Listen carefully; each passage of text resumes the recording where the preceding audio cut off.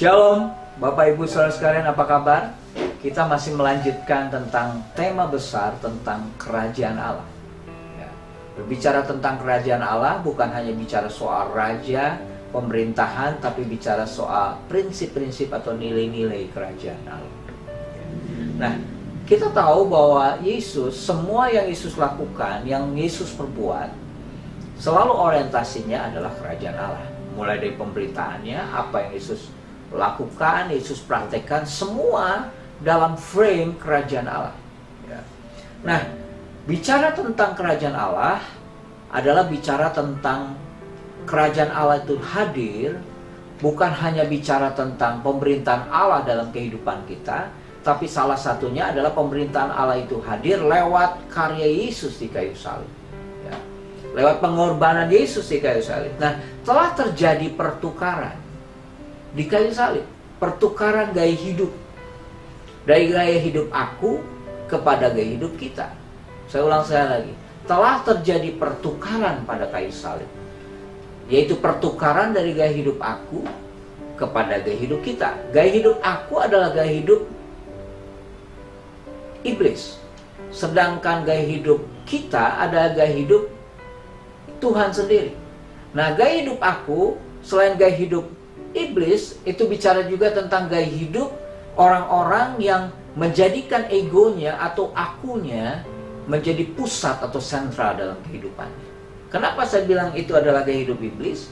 Nanti saudara bisa baca di rumah, Yesaya 14 berbicara tentang Lucifer, atau dikatakan di situ bahwa ternyata Lucifer ketika di dalam kekekalan sebagai malaikat, salah satu malaikat pemimpin, dia mengucapkan ada 5 kata, aku hendak menyamai yang maha tinggi. Aku hendak, aku hendak, aku hendak, aku hendak mencapai ke menyamai Tuhan. Lalu saudara perhatikan bahwa ternyata iblis selalu bicara tentang aku, aku, aku.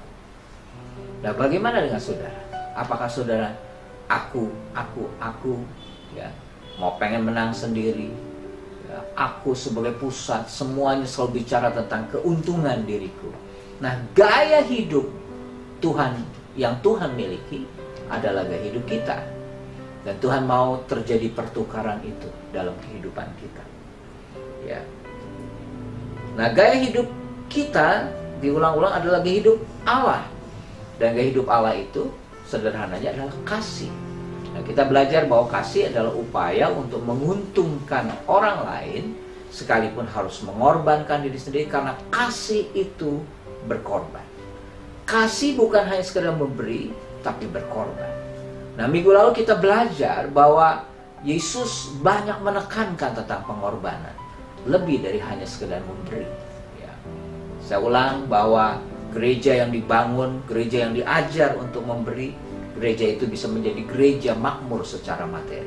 Tapi gereja yang dibangun atas dasar pengorbanan, mengajarkan jemaatnya untuk berkorban, gereja itu akan menjadi gereja yang militan.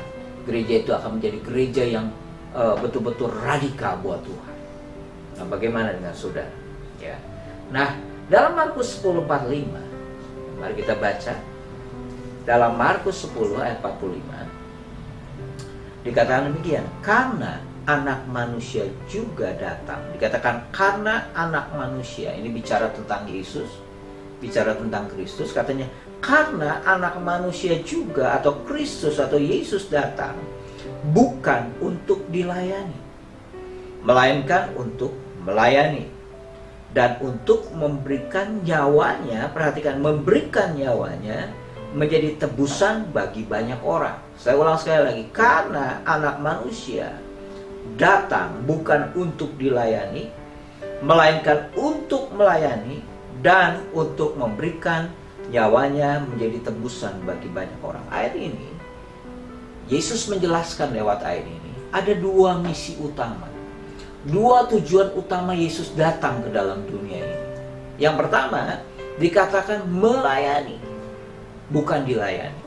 Terus yang kedua adalah bicara tentang, dikatakan memberikan nyawanya menjadi tebusan bagi banyak orang. Jadi yang kedua adalah bicara tentang pengorbanan.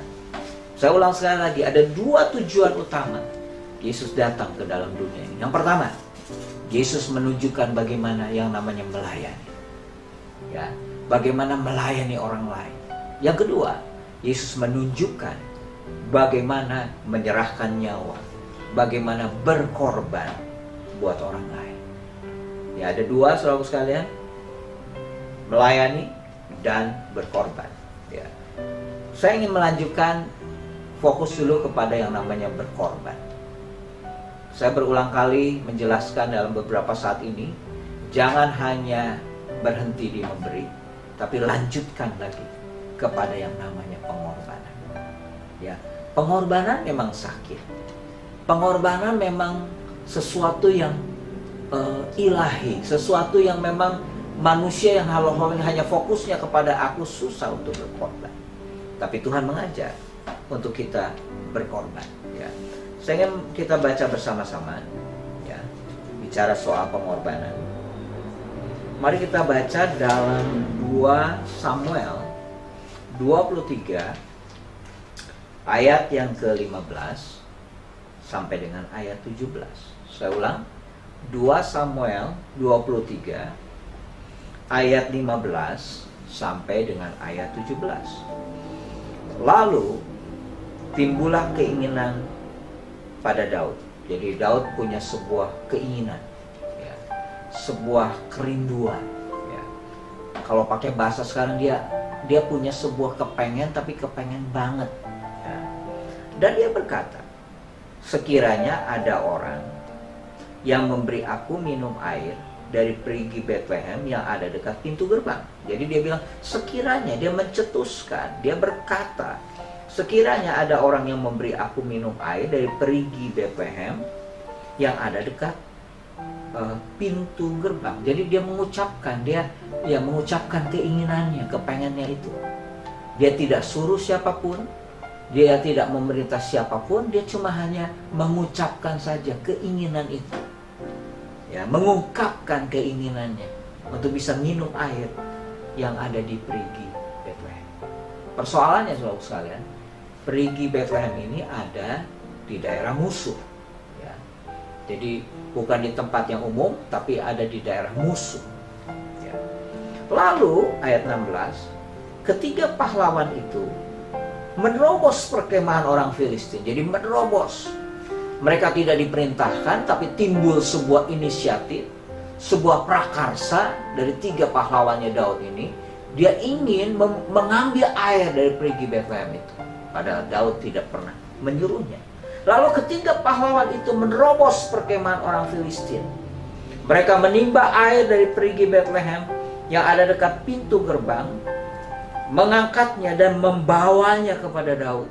Jadi mereka menerobos ke daerah Filistin itu untuk mengambil air yang diinginkan oleh rajanya atau oleh Daud. Ya. Apa yang terjadi, saudara? Ada 3 pahlawan menerobos, inisiatif untuk mengambil air dari perigi Bethlehem itu. Ya. Terus dikatakan, tetapi Daud tidak mau meminumnya. Ini Daud lucu juga ya. Dia kepengen air minum. Ketika ada orang yang berinisiatif mengambilnya, dia tidak mau meminumnya. Jadi kesannya memang main-main gitu, saudara. Tapi kita lihat alasan Daud. Tetapi Daud tidak mau meminumnya, melainkan mempersembahkannya sebagai curahan kepada Tuhan. Daud tidak minum air itu, tapi mempersembahkannya itu kepada Tuhan. Katanya, ayat 17, jauhlah daripadaku ya Tuhan untuk berbuat demikian. Bukankah ini darah orang-orang yang telah pergi dengan mempertaruhkan nyawa mereka, mempertaruhkan nyawa mereka, berkorban untuk Daud, dan tidak mau meminumnya. Itulah yang dilakukan ketiga pahlawan itu. Apa yang kita bisa pelajari, saudara? Yang pertama, yang namanya pengorbanan adalah sesuatu yang sangat berharga sekali, punya nilai yang sangat tinggi sekali, yang namanya pengorbanan. Nah, ketika Daud melihat ketiga pahlawan Daud melakukan, padahal Daud tidak memerintahkan apapun, tidak menyuruh kepada mereka, Daud mengambil air itu dari perigi Betlehem, sekalipun mereka harus mempertaruhkan nyawa mereka. Jadi pada waktu Daud melihat itu, Daud tidak menjadi meminumnya. Kenapa? Yang pertama, pengorbanan itu bernilai sekali. Yang kedua, pengorbanan itu sebenarnya layak diberikan, dipersembahkan kepada Tuhan. Karena pengorbanan adalah gaya hidup Tuhan. Karena pengorbanan adalah pola hidup Tuhan dan sudah ditunjukkan oleh Tuhan kita di Kalvari, di kayu salib. Dan Daud mempersembahkan itu kepada Tuhan. Saudaraku sekalian, hari ini mari kita belajar untuk berkorban. Karena pengorbanan adalah tujuan Tuhan datang ke dalam dunia ini. Karena pengorbanan adalah misi Tuhan datang ke dalam dunia ini. Selamat mempraktekkan firman Tuhan, selamat berkorban, dan kita akan melihat karakter Tuhan semakin tumbuh dalam kehidupan kita. Karena saudara-saudara, kita tidak mungkin mengalami keserupaan dengan Tuhan kalau kita tidak punya sikap berkorban untuk Tuhan dan untuk orang lain. Tuhan memberkati, mari kita berdoa. Bapa di surga, terima kasih.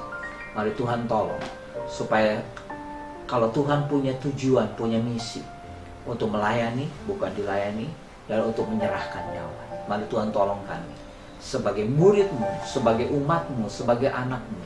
Kami mempelajari, kami belajar, bahkan kami mempraktekkan pelayanan, sikap melayani, dan menyerahkan nyawa, sikap berkorban. Tuhan menolong kami, biar kami boleh mempraktekkan firman-Mu, tentunya dengan kemampuan dan kekuatan dari Roh Kudus sendiri. Terima kasih Tuhan.